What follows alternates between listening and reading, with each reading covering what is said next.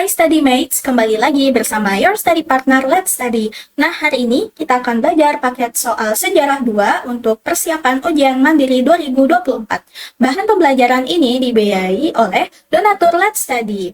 Study Mates, perkenalkan, aku Kak Maila. Aku dari Universitas Indonesia, Fakultas Ilmu Pengetahuan Budaya Angkatan 2023. Dan ini merupakan beberapa pencapaianku. Dan yang pertama itu, aku meraih skor UTBK pada subtes PPU yaitu 865,48. Kedua, aku merupakan penulis naskah teater Artium Kultura yang mana ini merupakan program kerja angkatanku, terinspirasi dari kisah Sudana dan Manohara. Ketiga, nilai sejarah peminatanku semasa SMA itu adalah 93. Yuk kita belajar bareng. Soal nomor 1, untuk mengakhiri konflik antara VOC dengan Kesultanan Makassar, maka dikeluarkanlah perjanjian Bongaya pada 18 November 1667. Nah, jadi di bawah opsi ini yang merupakan isi dari perjanjian Bongaya adalah, nah kita lihat dulu satu-satu, bedah dulu opsinya. Makassar harus mengakui, jadi intinya itu harus mengakui. Nah, opsi yang ini Hasanuddin harus mengakui Arupalaka sebagai Raja Bone. Terus yang C, Goa tertutup bagi orang asing selain VOC. Yang D ini diterapkannya pelayaran. Nah, diterapkannya pelayaran Hongi di Makassar.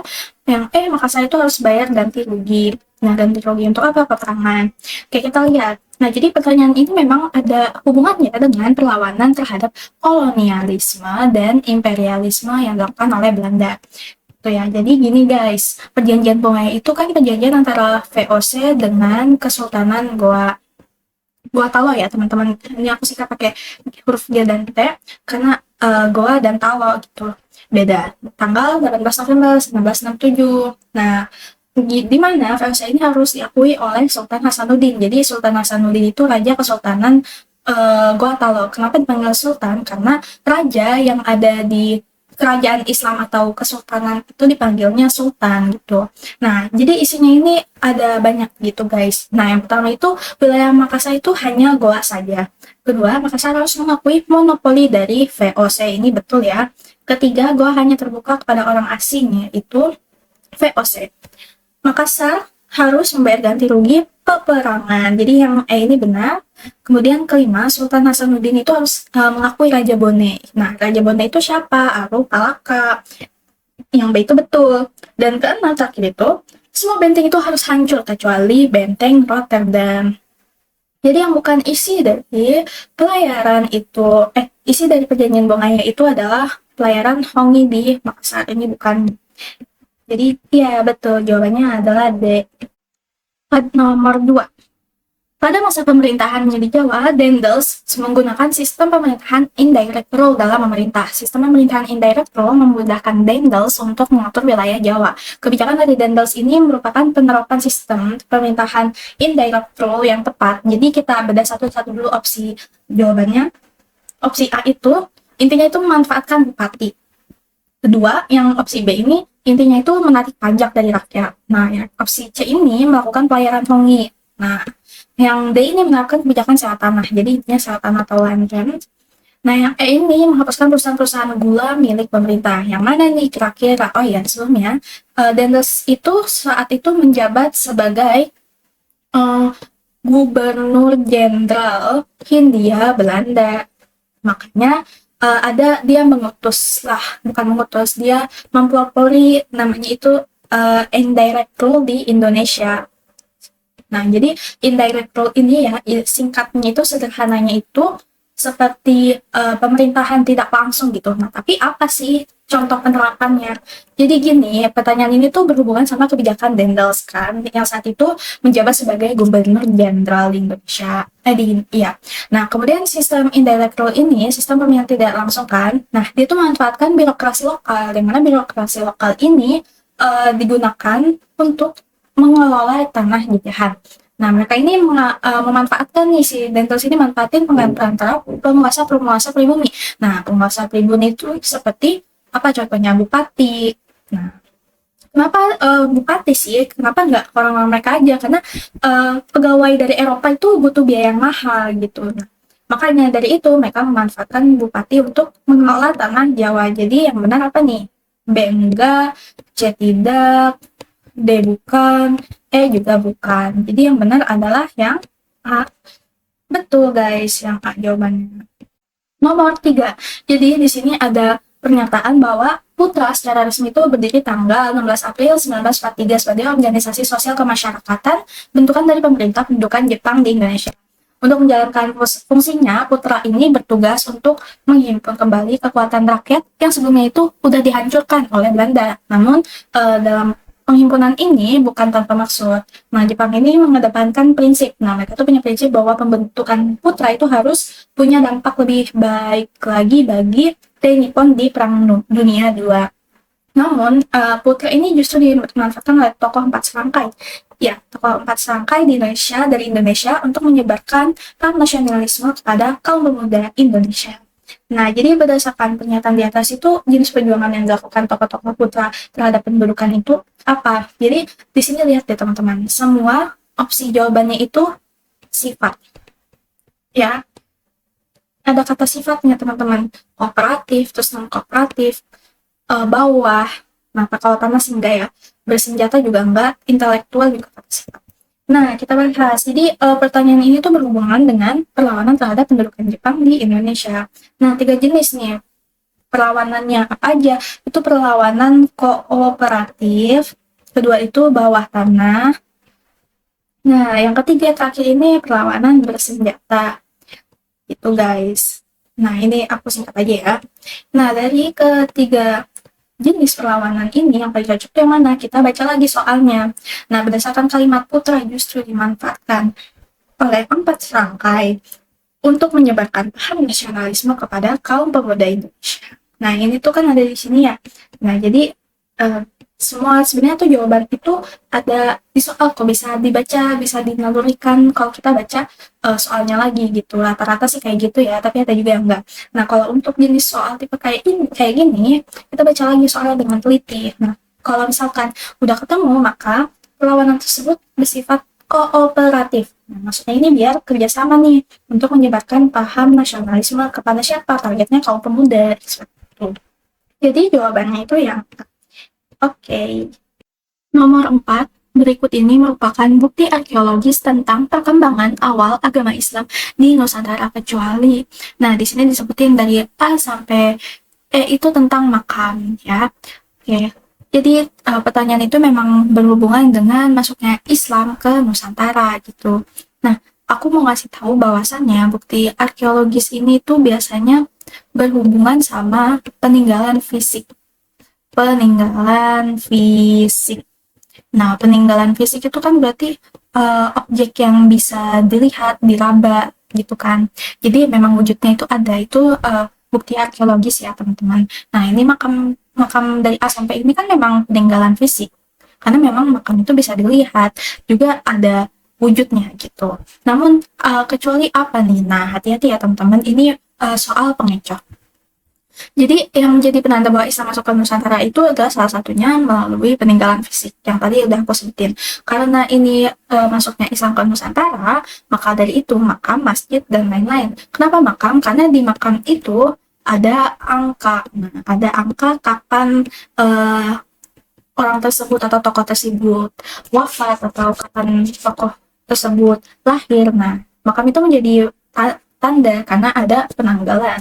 Masjid juga. Nah, masjid ini bisa dilihat dari gaya arsitekturnya. Nah, yang salah ini B, guys. Karena makam Sultan Hasanuddin itu bertahun abad ke-17. Sedangkan Islam masuk itu udah jauh sebelum abad ke-17. Banyak versinya ya, teman-teman. Ada yang bilang bahwasannya Islam itu masuk ke abad 8, ada yang bilang Islam itu masuk ke Nusantara abad 7, dan lain-lain. Yang jelas, A ini bukan. C bukan juga, D itu juga bukan. Nah, E ini juga bukan. Jadi yang benar-benar salah kecuali ini. Sultan Hasanuddin di Goa. Sultan Hasanuddin itu kan yang memimpin kerajaan Goa ya di Sulawesi Selatan. Jadinya bukan. Karena ini sudah peradaban yang lebih maju lagi dari awal masuk Islam ke Nusantara. Jadi benar ya teman-teman. Jawabannya itu adalah yang B. Nomor 5.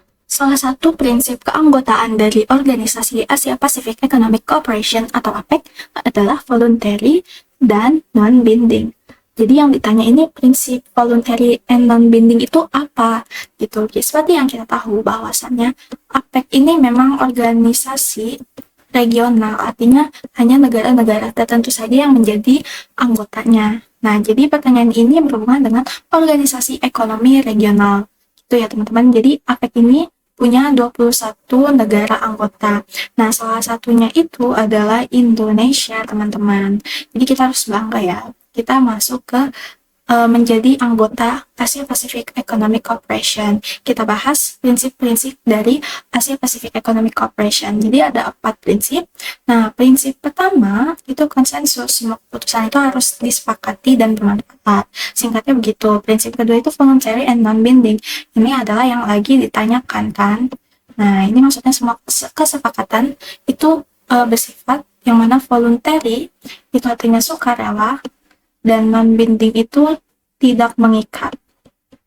Oke, nah prinsip ketiga itu concert unilateralism. Nah, ini maksudnya itu pelaksanaan keputusan dilakukan secara bersama-sama, secara saksama sesuai dengan kemampuan ekonomi tiap negara anggota. Terus kemudian yang keempat, yang terakhir, differentiated time frame. Nah, negara anggota dengan ekonomi yang lebih maju itu harus menerapkan liberalisasi. Singkatnya begitu ya teman-teman. Jadi yang dibahas, yang ditanya adalah prinsip kedua. Nah, kita eliminasi nih dari opsi yang sudah ada. Yang A ini tidak ada ya di prinsip manapun. Kalau yang B ini seperti mengarah ke yang ini, yang mana dia harus menerapkan liberalisasi. Jadi jawabannya bukan. Nah, yang C bisa jadi, tapi kita keep dulu ya teman-teman. Nah, yang D ini pengambilan kebijakan harus dilakukan secara sama. Bukan juga kebijakan proteksi terhadap sektor industri tiap anggota juga bukan, karena tidak disinggung sama sekali mengenai proteksi. Jadi yang benar itu memang jawabannya adalah yang C. Seperti itu. Nomor 6, faktor-faktor berikut ini dianggap sebagai pemicu terjadinya krisis moneter dan ekonomi di Indonesia tahun 1997. Kecuali, karena di sini kecuali berarti yang salah satu ya guys. Kita pilih yang salah gitu. Nah, krisis moneter dan ekonomi, karena pertanyaan ini memang ada hubungannya sama krisis moneter dan ekonomi gitu ya guys. Kita lihat nih pola-pola dari opsi jawabannya. Nah, krisis moneter regional, kalau yang B itu lembahnya fundamental ekonomi, kalau C itu berkaitan dengan ketidakstabilan politik dan sosial gitu. Kalau yang D itu adalah praktik nyata KKN. Nah, KKN ini maksudnya kolusi dan nepotisme. Oke. Nah, kalau yang E ini perilaku spekulatif, perilaku pasar uang dan pasar modal. Kita bahas satu-satu. Jadi ada beberapa hal ya, kita nggak boleh terkecoh. Pertama, karena lemahnya fundamental ekonomi di Indonesia. Berarti ini berkaitan sama yang B. B ini benar. Nah, kedua, merebaknya kapitalisme yang dibangun atas dasar KKN. Nah, praktik nyata KKN, korupsi, kolusi, nepotisme. Ketiga, situasi sosial. Nah, berarti yang C ini berkaitan sama yang C. Keempat, kurs rupiah turun. Nah, karena spekulatif, pelaku pasar uang dan pasar modal. Kemudian utang berbentuk falas. Nah, ini benar. Berarti yang enggak A. Ya, hati-hati dengan opsi ini. Karena ini pengecoh. Belakangnya itu ada nilai mata uang BAT. Sedangkan nilai mata uang kita kan rupiah, guys. Jadi, hati-hati dalam menjawab. Jawaban yang benar adalah nomor 7. Tujuan Jenderal Terauchi memanggil Soekarno, Muhammad Hatta, dan Regimen WD Diningrat ke Dalat Vietnam pada tanggal 9 Agustus 1945 adalah, kita lihat bahwa di sini 9 Agustus 1945 itu adalah beberapa hari sebelum Indonesia merdeka, dan beberapa hari sebelum Indonesia merdeka banyak peristiwa sejarah. Nah, salah satunya adalah tentang pembentukan PPKI gitu teman-teman. Jadi tanggal 9 Agustus itu Jenderal Terauchi memanggil ketiga tokoh ini untuk menginformasikan tentang kemerdekaan dan pembentukan PPKI. Nah, karena PPKI itu dilanjutkan karena BPU PKI itu sudah selesai dilaksanakan. Jadi memang BPU PKI dulu, baru PPKI. Jangan kebalik ya teman-teman. Nah, apa itu BPU PKI dan PPKI? Jadi BPU PKI itu singkatan dari Badan Penyelidik Usaha-Usaha Persiapan Kemerdekaan. Sedangkan kalau PPKI itu singkatan dari Panitia Persiapan Kemerdekaan Indonesia. Nah, Jenderal Terauchi juga berupaya menutup informasi tentang kekalahan Jepang atas Sekutu. Kebetulan pada tanggal 6 dan 9 Agustus itu, Jepang itu dijatuhi bom atom oleh Amerika Serikat, tepatnya di Hiroshima dan Nagasaki. Maka dari itu, karena ini sudah dikasih tahu ya, nih, informasi tentang pembentukan PPKI. Jadi jawabannya adalah yang B, teman-teman. Kita lihat, iya betul-betul. Yang B jawabannya ya. Nomor 8. Dalam menaklukkan wilayah Nusantara, VOC menerapkan taktik divide et impera. Sebab terjadinya pertempuran Makassar itu bukti bahwa strategi pecah belah mampu melemahkan kerajaan-kerajaan di Nusantara. Kita lihat bahwa yang di awal ini merupakan pernyataan, dan yang di bawah ini adalah alasan. Selalu begitu ya teman-teman. Dan ini soal menanyakan hubungan sebab akibat dari pernyataan dan alasannya. Jadi memang pertanyaan ini berkenaan dengan kolonialisme dan imperialisme. Oke, jadi gini teman-teman, divide et impera itu kan strategi pecah belah ya, politik pecah belah gitu. Nah, atau adu domba, nah bisa disebut begitu juga. Jadi strategi ini diterapkan untuk menaklukkan wilayah Nusantara dengan cara memecah belah antara kelompok besar menjadi kelompok-kelompok kecil gitu, supaya gampang ditaklukkan sama VOC. Jadi pernyataan yang ini benar ya teman-teman. Kita lihat bahwasannya divide et impera itu memang pernah diterapkan oleh VOC saat berada di Nusantara untuk menguasai perdagangan gitu. Jadi memang divide et impera ini strategi yang banyak dilakukan oleh VOC dengan berbagai tujuan juga. Nah, kemudian VOC ini memecah belah dengan berada di salah satu dari pihak yang bertikai. Nah, ini maksudnya terjadi di antara kerajaan di Nusantara. Kemudian VOC itu membantu salah satu pihak. Dengan imbalannya, VOC itu harus memonopoli perdagangan seperti itu. Nah, ini imbalan atau syaratnya. Kemudian, sebagai contoh dari yang ini nih, bahwasannya divide et impera ini pernah diterapkan oleh VOC untuk menaklukkan Kesultanan Gotalo, sehingga alasan yang mana tadi yang ini ya teman-teman, alasan di atas benar. Wah, kalau alasan benar dan pernyataan juga benar, berarti apa nih jawabannya? Kita lanjut ya. Jadi, antara pernyataan dan alasan itu saling berkaitan tentang divide et impera yang dilakukan oleh VOC. Jawabannya yang A ya teman-teman.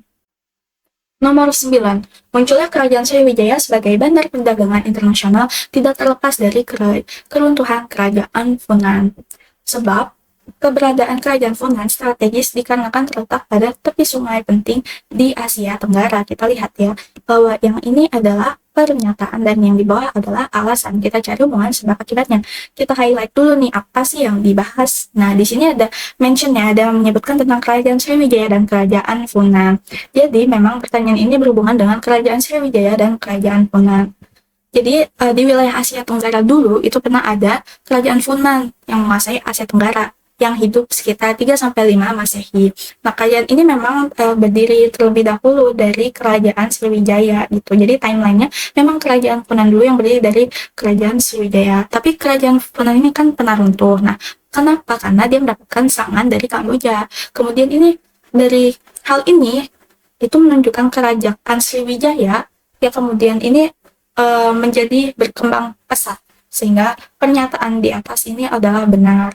Kita lihat ya, karena pernyataan di atas ini benar, alasannya bagaimana? Nah, keberadaan lokasi Kerajaan Funan ini kan strategis, karena dia itu berlokasi di pesisir Sungai Mekong. Nah, kalau teman-teman tahu bahwasannya Sungai Mekong itu sungai yang penting, karena sangat memberikan dampak yang banyak gitu, dampak yang positif terhadap beberapa negara di Asia Tenggara dan juga Semenanjung Melayu. Dengan lokasi strategis ini, perdagangan laut berkembang pesat sehingga hadirnya perdagangan internasional di Teluk Siam. Jadi alasan di atas benar. Kalau alasan benar, pernyataan benar, kita tinggal eliminasi bahwa yang C ini dan D dan E itu salah. Kita lihat A dan B ya teman-teman. Apakah dia menunjukkan hubungan sebab akibat atau tidak menunjukkan hubungan sebab akibat. Namun pernyataan dan alasan di atas itu tidak menunjukkan korelasi sama sekali. Jadi yang tepat adalah jawabannya yang B ya teman-teman. Nomor 10.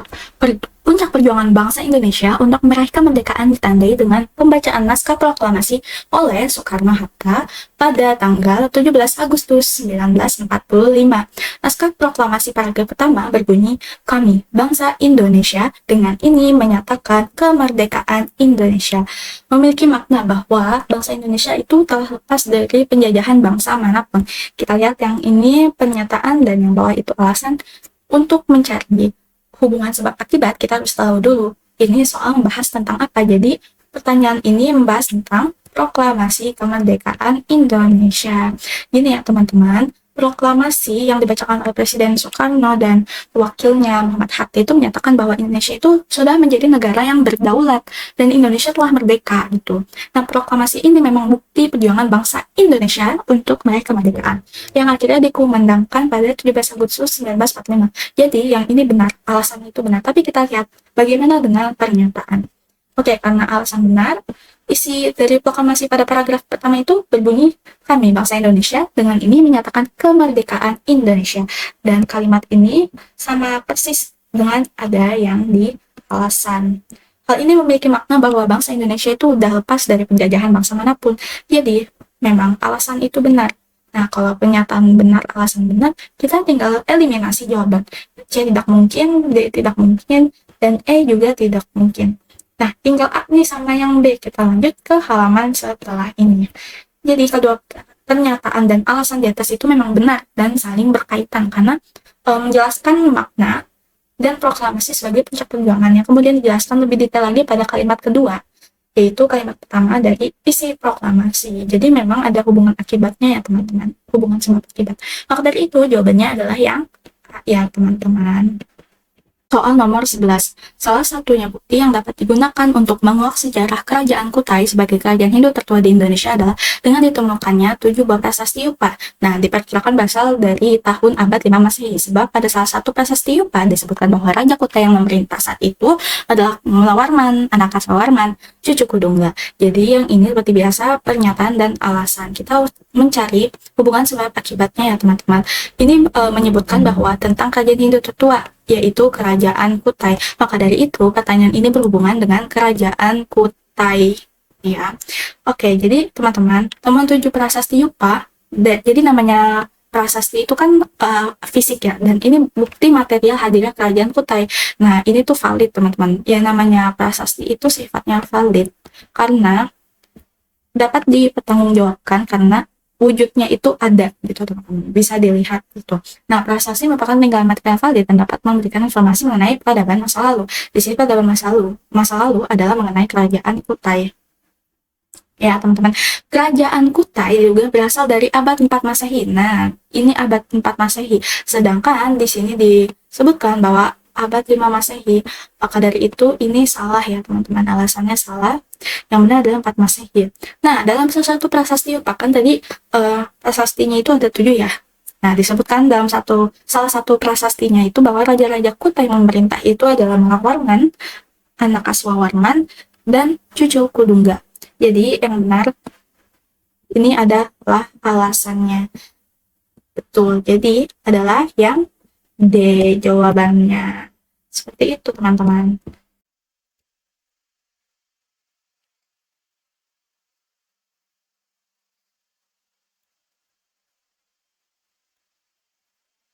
Perhatikan data di bawah ini. 1. Indonesia, 2. Yugoslavia, 3. India, 4. Mesir.